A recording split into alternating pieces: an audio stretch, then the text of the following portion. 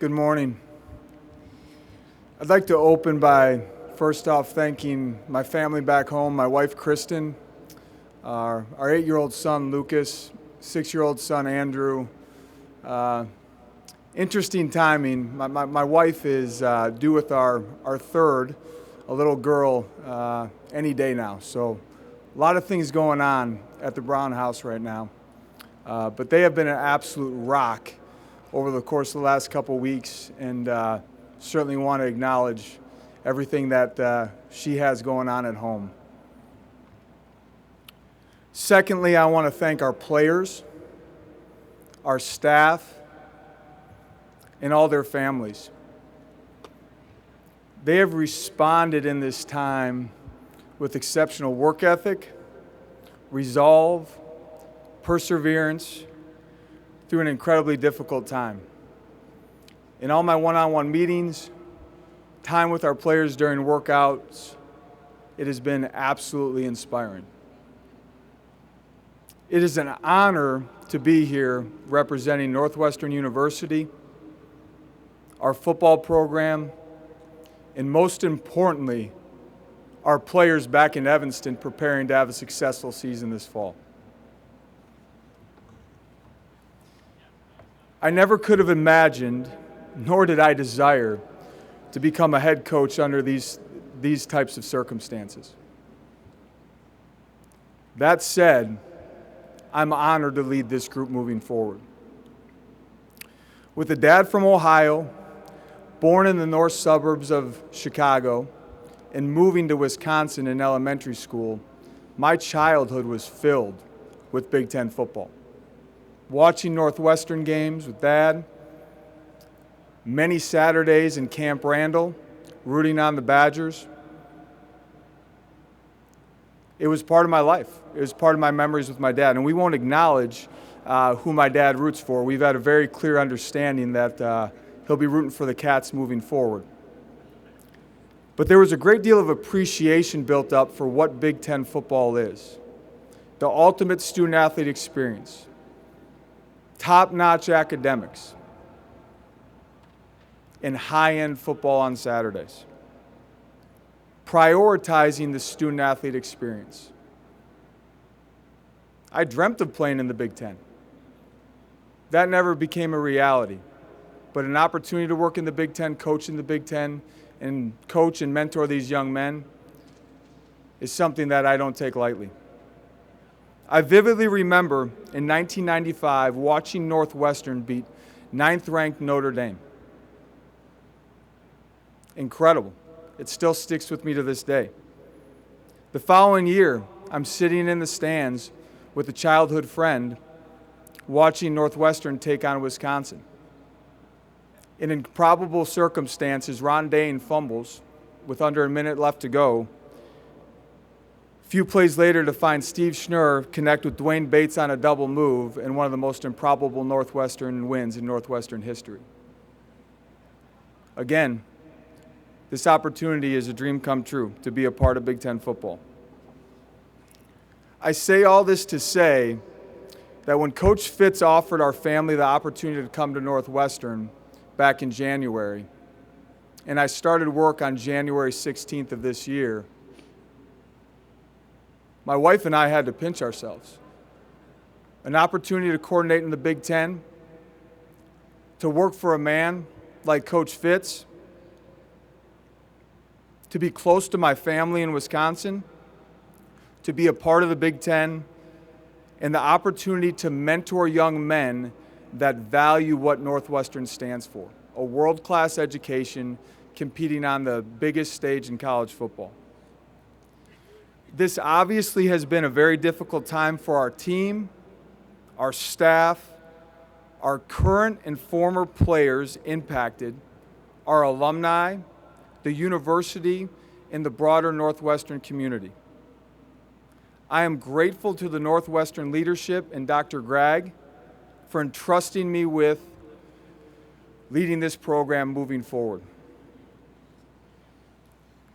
The circumstances surrounding our family's opportunity in being elevated to interim head coach were not dreamlike scenarios. But they have done one thing. They have crystallized our family's purpose. As a family, our mission, Kristen and I truly believe that football is the ultimate vehicle to have a positive impact on young men. Our number one priority moving forward will be ensuring that the student-athlete experience for the young men that we coach and mentor is just that, the ultimate student-athlete experience. With the evolving landscape of college football, and there being more emphasis put into talent acquisition, transactional relationships, we have an opportunity. We have an opportunity to firmly commit to the values of Northwestern University, to firmly commit to what this program has been built off of, and that is the holistic development of the young men that we mentor and coach.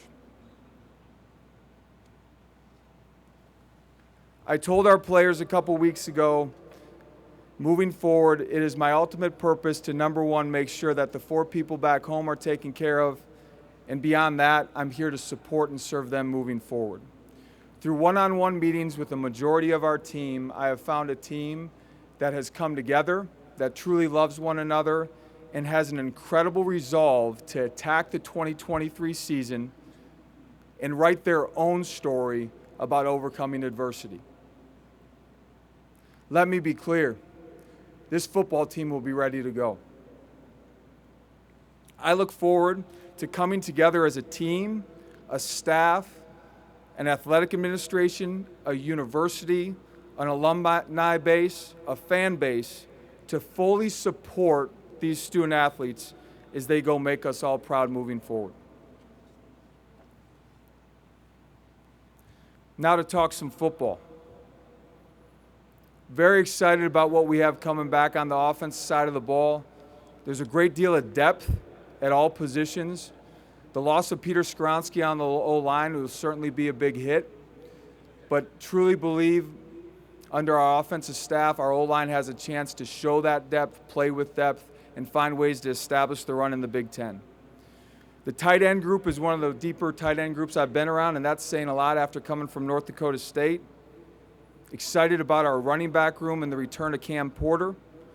And Armand Binns, our wide receiver coach, has done a tremendous job getting this wide receiver group to a point where we feel like we can really lean on the depth in that room to utilize the passing game.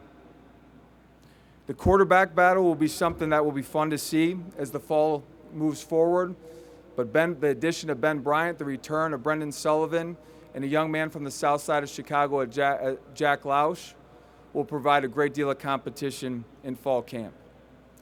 Defensively, we look forward to a D-line room that Coach Smith has done a great job of building through some transfers and the development of a young group with a great deal of talent, a veteran linebacker room, a ton of depth in the safety room, and an athletic corner room that's inexperienced but has a great leader in Garnett Hollis as we move forward.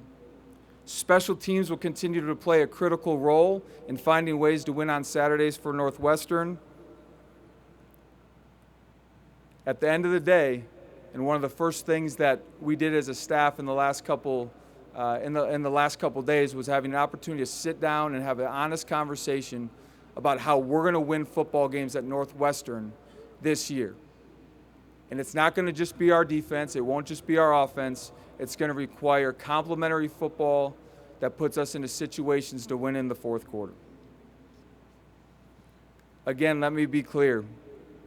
Through all these one-on-one meetings, seeing our team the last 2 weeks, I firmly believe that this group has a demeanor, has a brotherhood, and has a resolve that there's reasons to be very excited about the story that they will write this fall. With that said, I'll open it up to questions. We'll start in the back on the aisle. Coach Bradley Locker inside, and you just kind of, what were these last few weeks for you, finding out that you were the head coach of Northwestern? What does it mean to have the support of your players only being here for 6 months? It's all been very emotional, highs and lows, but to know that Our family has the full support of our players, means everything to Kristen and I, and our staff. It's a special group of young men. In the back, to our right, or to our left, sorry. Hi, David. Kaylin Kaler with The Athletic. The most recent lawsuit filed by a former Northwestern player said that associate head coach Matt McPherson witnessed the naked pull-ups. It also said 2 assistant coaches were ran. It also said strength and conditioning coaches organized the belly flop contest where the punishment was to get ran.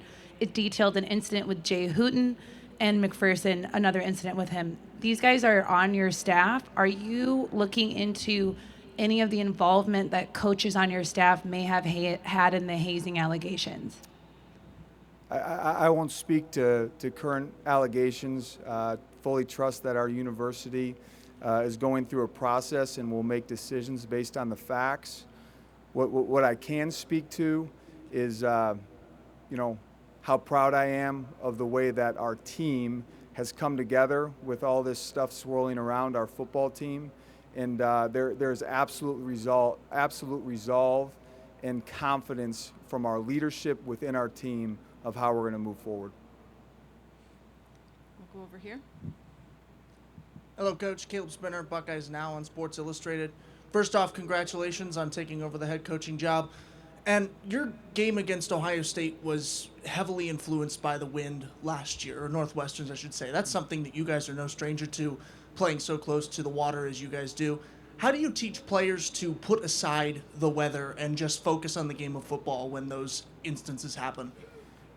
Honestly, I think the best thing you can do is make sure that you are providing practice opportunities that expose